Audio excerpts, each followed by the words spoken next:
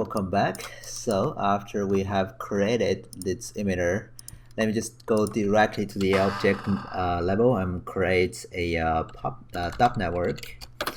And I'm gonna call this guy smoke stem. Probably a good idea now to turn off the emitter so we can actually focus on the simulation. Instead of it, I'm going to create a pyro solver.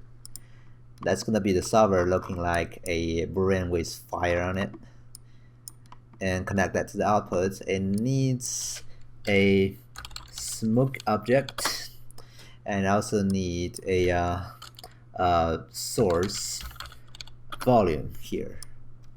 Okay, so on the source volume, it's already sourcing smoke. That's cool. I'm gonna go look for my output from my emitter and accept it.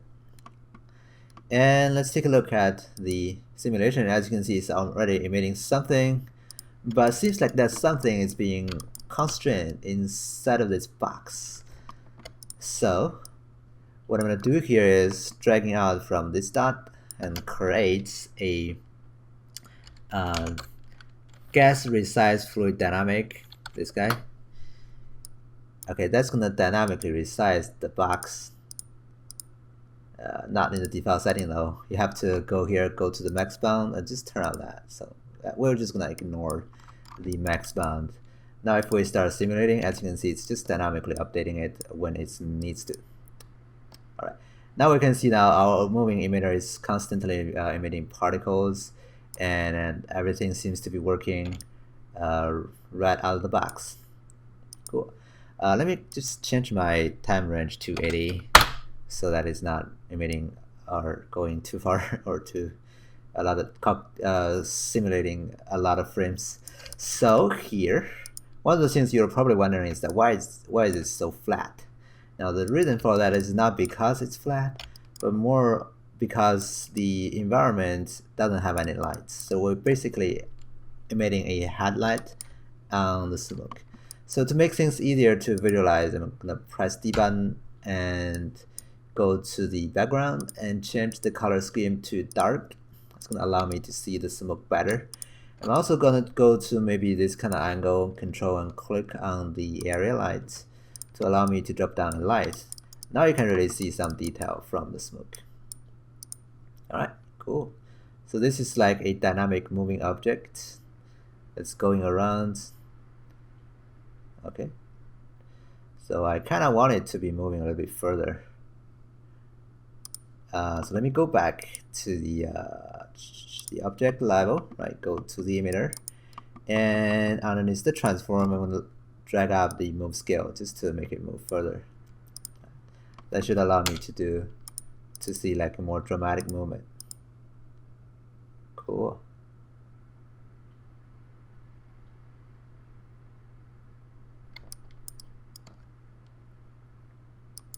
All right.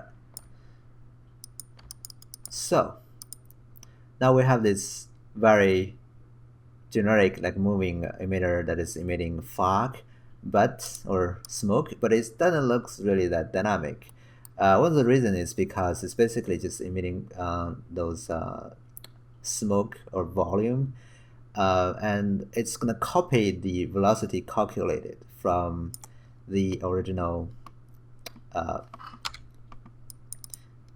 velocity generated by the fluid source, as you can see if you turn on that visualization. If we can see these guys, right? Okay. So that's pretty cool, but I probably wanted to be actually keep using that. So underneath the source volume, I'm gonna go for this velocity, and instead of copying it, I'm gonna use add.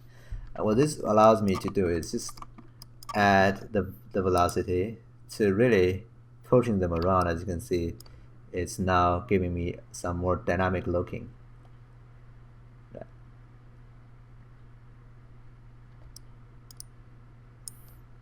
Cool. Let's look at the simulation. Right. It's a very interesting moving like volume of fog going around. I think it's probably moving too much now, so go back to the emitter again. Just want to fine tune this to make it looks good. I'm gonna lower down the movement scale to maybe 4. And back to the simulation, go back to frame 1 and take a look at it one more time.